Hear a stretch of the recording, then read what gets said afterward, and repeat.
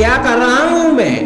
दर्पण में देख रहा हूँ। आप लोग भी प्रतिदिन देखते होंगे, परंतु प्रतिदिन अपना मुख देखने के बाद भी उस पर लिखी बड़ी सीख देखना भूल जाते हैं। तो आप कहेंगे कैसी सीख?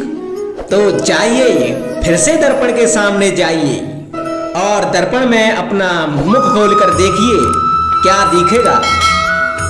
दंत पंक्ति और जीवा है ना? तो आप विचार करके देखिए, दंत जन्म के पश्चात आते हैं। एक बार नहीं, दो दो बार आते हैं, परंतु मृत्यु से पहले नष्ट हो जाते हैं।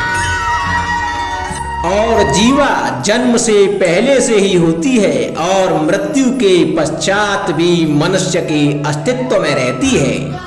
अर्थात दंत कठोर होते हैं और जीवा कोमल लचीली, परंतु दंत नष्ट हो जाते हैं, जीवा नहीं। यही रहस्य है।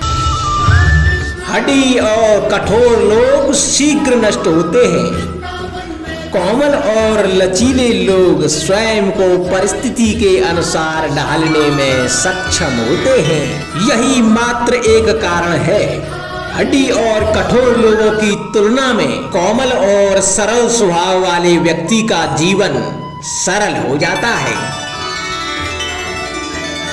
संबंध एक सहारा होता है जीवन का, और संबंधी वो होते हैं जिनसे आवश्यकता पड़ने पर सहायता मांगी जा सके, जिन पर विश्वास किया जा सके कि बुरे समय में वो हमारे काम आएंगे।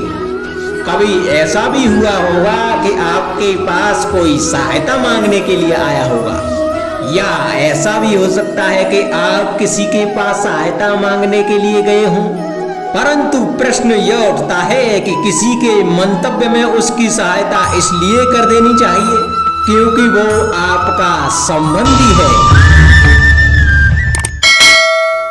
अब आप कहेंगे कि ये कैसा प्रश्न हुआ?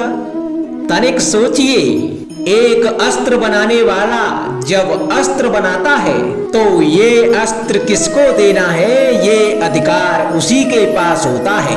वो चाहे तो ये अस्त्र किसी को भी दे सकता है, वो एक सैनिक को भी दे सकता है या एक डाकू को भी, और यही अस्त्र दो भिन्न काम कर सकते हैं। यदि डाकू के हाथ में आ गए तो वह इनका भय दिखाकर लोगों को लूटेगा, निरपराधों का रक्त बहाएगा।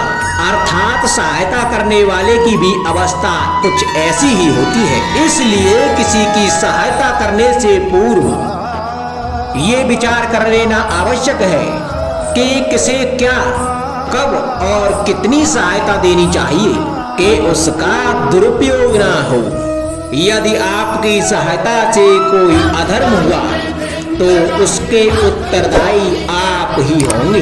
जीवन में कई बार ऐसे अवसर भी आते हैं कि आप लोगों से मिलने जाते हैं और उनसे कुछ आकांक्षाएं भी रखते हैं, और कई बार जीवन में ऐसे अवसर भी आते हैं कि लोग आपसे मिलने आते हैं। इसलिए अतिथियों का सम्मान करने से पूर्व सदा कुछ बातों को स्मरण रखना आवश्यक होता है। यदि कोई आपसे मिलने आ सकता है तो उसके 3 कारण हो सकते हैं। पहला कारण होता है भाव, दूसरा अभाव और तीसरा प्रभाव। तो जैसा अतिथि उसको वैसा ही सम्मान दें। यदि आपके पास कोई भाव से आया तो उसे केवल आपका प्रेम चाहिए, आपका सानिध्य चाहिए, और यदि कोई अभाव में आया तो उसकी उतनी सहायता अवश्य करें कि जितनी आप करने में सक्षम हो, परंतु उतनी भी ना करें कि वो आपकी सहायता का दुरुपयोग कर बैठे।